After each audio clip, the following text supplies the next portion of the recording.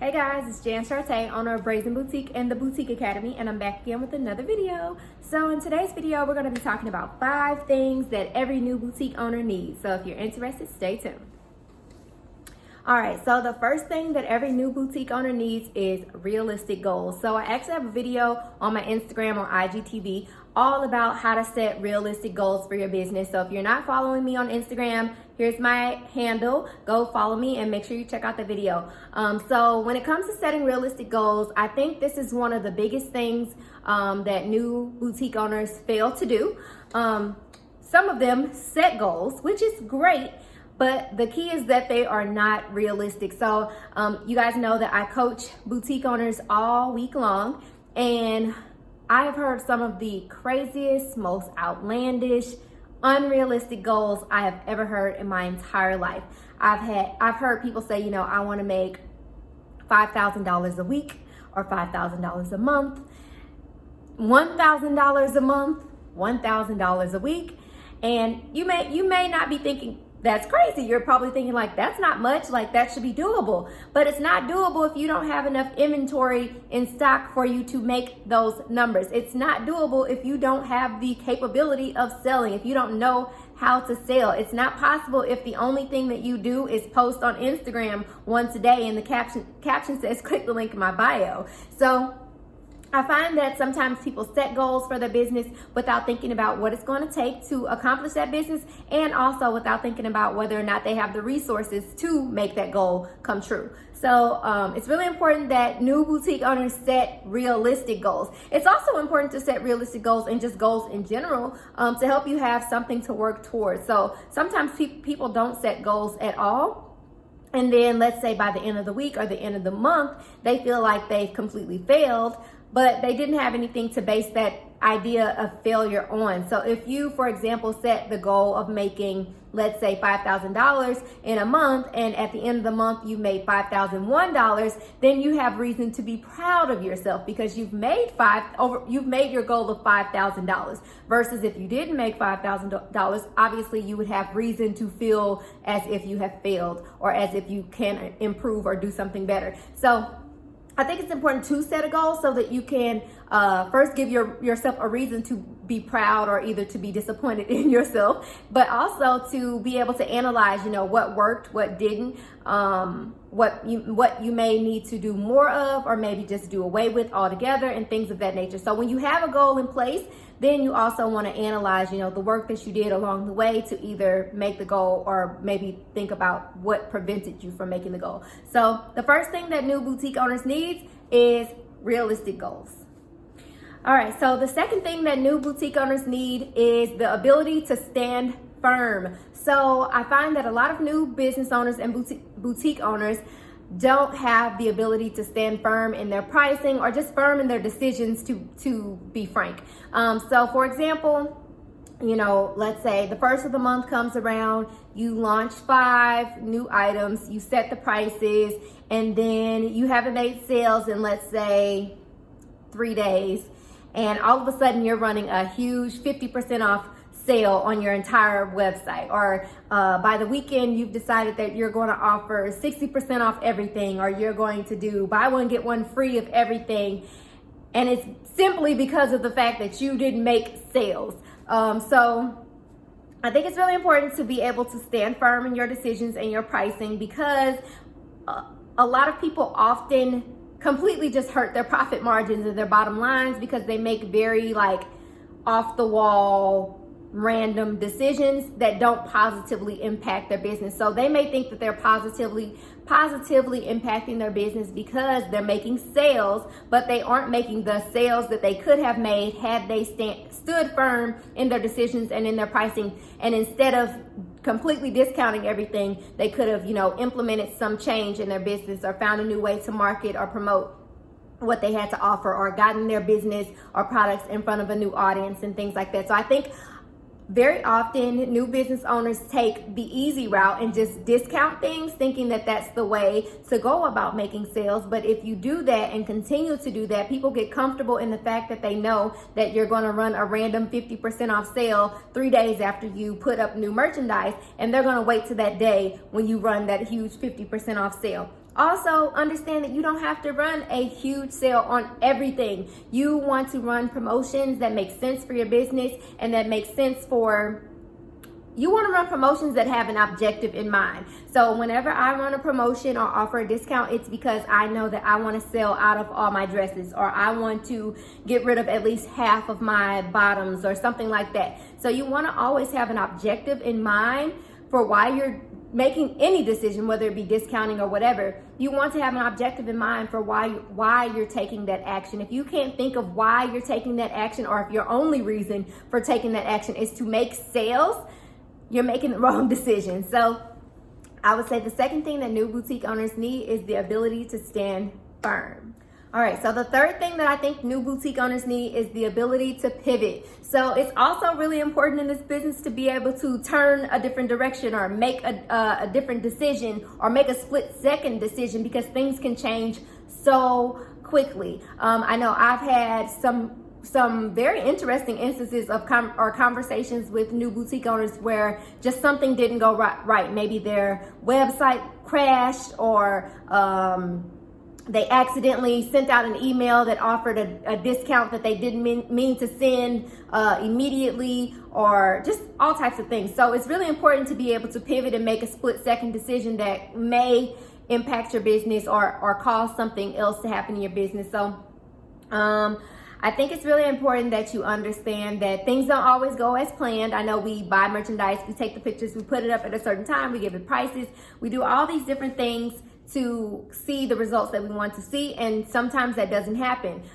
We set goals for something to be sold out by, let's say, 2 weeks from now, or at the end of the month, and that time period comes around and that stuff is still in stock, and some people just completely are like, they don't know what to do in that moment. So it's really important to also have plans in place and be able to pivot and take another action, or turn in a different direction, in order to still create or maintain momentum in your business. So I would say the third thing that new boutique owners need is the ability to pivot, make a split-second decision, but more importantly, make a split-second decision that could positively impact your business. Don't make decisions that are going to hurt your business down the line. All right, so the fourth thing that new boutique owners need, this is an important one, so listen up. You need a website that is functional, appealing, and organized. So I know a lot of people are just like, oh, I need a website. No, you need a website that is functional, organized, and appealing. If it's not those things, then it can hurt your business. So when people log on to a website of any sort, first and foremost, a website kind of either increases your credibility or decreases your credibility. So if they go from, let's say, your Instagram page, which maybe looks very nice, it's very organized, the pictures are great, and then they get to the website and it's just very blah, or either it just doesn't make sense, or it's not organized well, you've lost credibility. So the bit of credibility you had before they saw your website can be completely erased based on what your website looks like. So as much as it is important for you to have a website, it's also important that it is organized and functional. So I've seen, websites that you land on a page and that page has all of your entire inventory all on one page. And I've seen, there's 10 items and then there's like 100 items, and I'm just scrolling for days. If I was just on your social media, and let's say I saw this really great red dress that I'm really interested in, if I'm gonna click to your website in search of that red dress, I'm expecting for me to be able to click dresses and then scroll through and find the red dress. Or I'm expecting to be able to type red dress into the search bar on your website, and that red dress be one of the options that pops up. So if you don't have basic functionality and basic organization of your website, you are going to lose credibility. I hear a lot of people say, I'm seeing tons of traffic to my website, but no sales. Or I'm seeing tons of traffic to my homepage, but nobody's moving further than that. It's likely because your website is not functional, organized, or appealing. So you guys are probably wondering, like, what does that even mean? So when I say organized, I mean that there is a way that products and pages are situated on your website that allows a potential customer to browse. So your potential customers should not have to browse through your entire inventory to be able to find what they're looking for. There should be places where they can click and automatically be taken to where they would like to go. You should have pages in place for your return policy, your shipping policy, your about pages, whatever. You should have pages in place for those things. And it should be very easily accessible. I should not have to go digging for it, or I shouldn't have to contact you to ask you what your policies are. Those things should be accessible. When I say appealing, at least it needs to look nice. So please don't neglect the fact that please don't think that you can just throw a website together really fast and throw your products up there and people will just say, oh yeah, this is what I'm looking for. It's right here. I'm going to go ahead and buy it. No, if it doesn't look good, you're decreasing your credibility. It doesn't look professional, you're decreasing your credibility. So it needs to be appealing. I always recommend that everybody give themselves brand colors and utilize those brand colors on your website. Don't throw, random photos up there. Don't throw random photos that don't belong to you, aka belong to other boutiques on your website, because that also decreases your credibility. Very, very, very, very much so. That's a really big one. We've been talking about that one a lot on my Instagram and on my Facebook this week. But yeah, so you want to make sure that it is functional, organized, and appealing. So the fourth thing that every new boutique owner needs, in my opinion, because some people will tell you that they don't think they need a website. Don't listen to those people. You need one. I'm telling you, you need one. A functional, organized, appealing website. All right, and so the fifth thing that every new boutique owner needs is an online presence. So your website alone, I would say, is not enough of an online presence. Your social media alone is not enough of an online presence. So me personally, I have an Instagram page. I have a Twitter that I don't use at all, but it does exist. I have a Pinterest account that I just started using. I have a website. I have a Facebook page. I have all these different things, which means that there are all types of different ways for people to find my brand online. So I think it's important to know that people have tons of different methods that they use to find products and brands these days. And not everybody finds what they're looking for on one specific platform. And not everybody uses the same platform. So not every person on earth is on Facebook. Not everybody's on Instagram. Not everybody's on both of those platforms. Some people don't use them at all. So it's also important to understand that your target audience or target customers may not be on the platform that you're primarily using, which could explain why you're not seeing much traffic coming from that place.